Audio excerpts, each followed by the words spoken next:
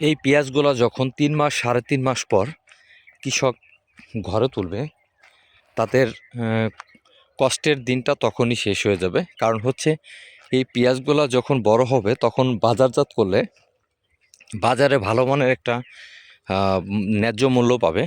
আর কৃষকরা সারা বছর ধরে রোদ বৃষ্টি কাঁধে নিয়ে মাঠে কাজ করে, আর আমরা ওই ফসলটাই অতি সহজে অল্প কিছু টাকার বিনিময়ে বাজার থেকে ক্রয় করি।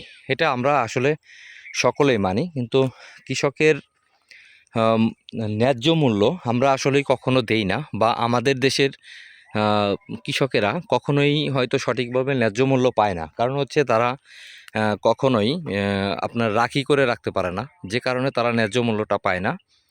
তারা যখন এখানে ফসলগুলো ফলায় ঠিক তখন তারা অনেকেই ধার দিন করে আপনার ফসল ফলায়, কিন্তু যার কারণে ফসল ওঠার সাথে সাথেই তাদেরকে বাজারে বিক্রি করতে হয়।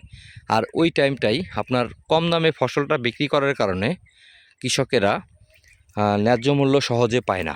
এই যে এখানে দেখতে পাচ্ছেন, দেখেন লাউ গাছ, নিচে দেখেন পর্যাপ্ত পরিমাণ ছোট ছোট লাউ ধরে আছে। দেখেন কত সুন্দর লাউ গাছ। এখানে চারপাশ দিয়ে ভিটি বাঁধা আছে, মাঝখানে ছোট্ট একটা পুকুর, পুকুরের মধ্যে পানিও আছে।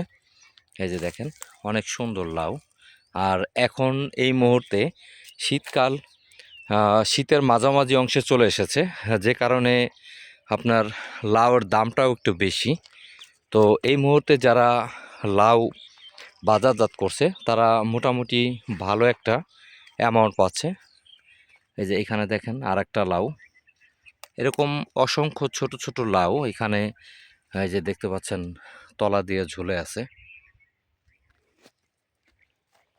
আসলে এই জিনিসটাও ভালো, যেহেতু একটা পুকুর, পুকুরের চারপাশ দিয়ে বাঁধ দেওয়া আছে, এই বাঁধের চতুর্পাশ দিয়ে যদি লাউ গাছ লাগানো হয় এটা একটা বাড়তি একটা ফসল।